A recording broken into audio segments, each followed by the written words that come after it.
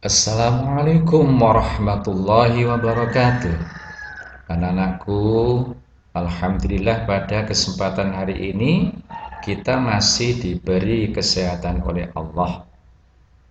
Mudah-mudahan kesehatan ini terus diberikan oleh Allah kepada kita.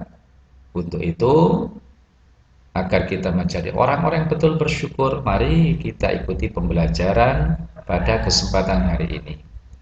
Kita sudah pada tema 7, subtema 2, pembelajaran kedua, khususnya dalam bab kalor dapat menyebabkan perubahan wujud benda.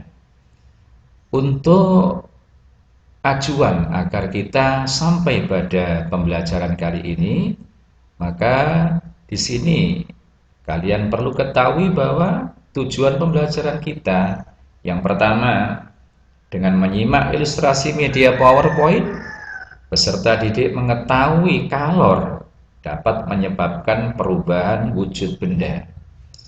Yang kedua, dengan menyimak ilustrasi media PowerPoint, peserta didik dapat mengidentifikasi peristiwa-peristiwa yang terjadi sebelum dan sesudah pembacaan teks proklamasi kemerdekaan. Untuk mencapai tujuan pembelajaran ini, maka ikuti ilustrasi berikut. Beni dan ayahnya di kebun cengkeh milik Pak Rudi. Saat itu Beni mengatakan pada ayah, "Ayah, tadi sewaktu kita datang, di daun-daun cengkeh dan rerumputan terdapat titik-titik air. Kemana perginya titik-titik air itu? Mengapa sekarang tidak ada lagi?" Ayah pun menjawab, "Oh, itu namanya embun. Tadi ketika kita datang, masih pagi, jadi masih banyak kita jumpai embun di daunan. Sekarang sudah siang, embun-embun itu menguap terkena panas sinar matahari." Dari ilustrasi ini bisa ditarik kesimpulan bahwa energi panas atau kalor memiliki peran utama dalam proses penguapan tersebut.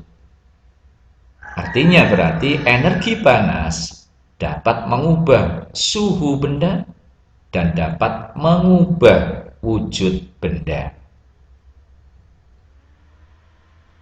Banyak peristiwa di sekitar kita yang menunjukkan perubahan wujud benda karena kalor.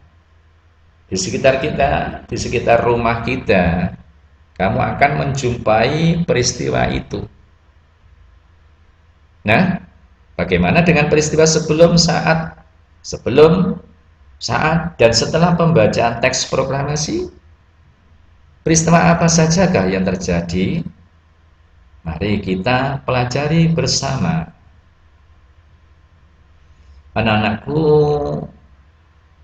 saat pembacaan teks proklamasi tentu ada peristiwa yang akan menyambutnya yang dikenal dengan menjelang pembacaan teks proklamasi, di mana peristiwa yang terkenal menjelang pembacaan teks proklamasi ini ada yang pertama, yaitu peristiwa Rengas Dengklok, terjadi pada tanggal 16 Agustus 1945 pukul 4 waktu Indonesia Barat.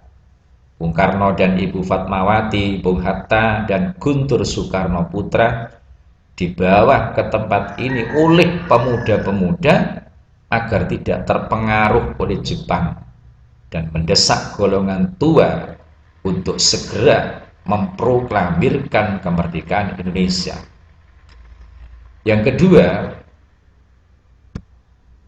perumusan dan penandatanganan teks proklamasi kemerdekaan di rumah Laksamana Maida di Jalan Imam Bonjol nomor 1 Jakarta, di mana tempat ini adalah tempat Ahmad Subarjo bekerja.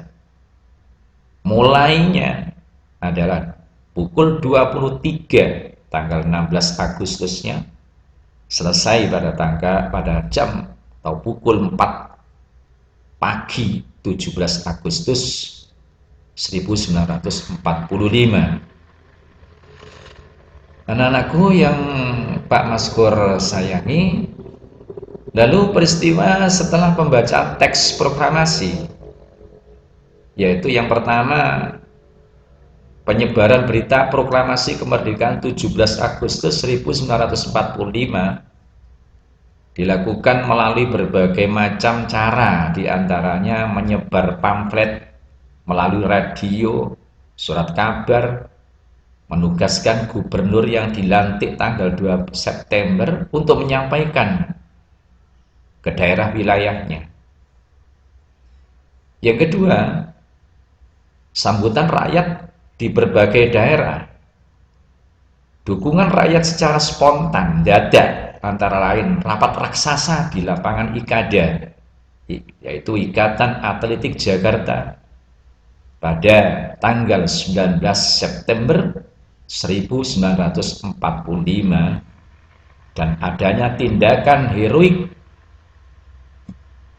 di Yogyakarta, Semarang, Surabaya, Aceh, Bali, Palembang, Kalimantan, Bandung, Makassar, Lampung, Solo, Sumsel, dan di Sumbawa.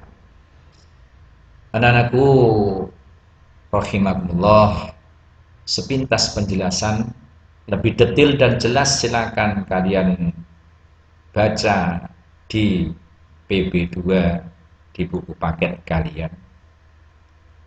Keterangan ini sekedar membantu, mudah-mudahan dapat kita pahami dan kita dipermudah mendapatkan ilmu yang bermanfaat.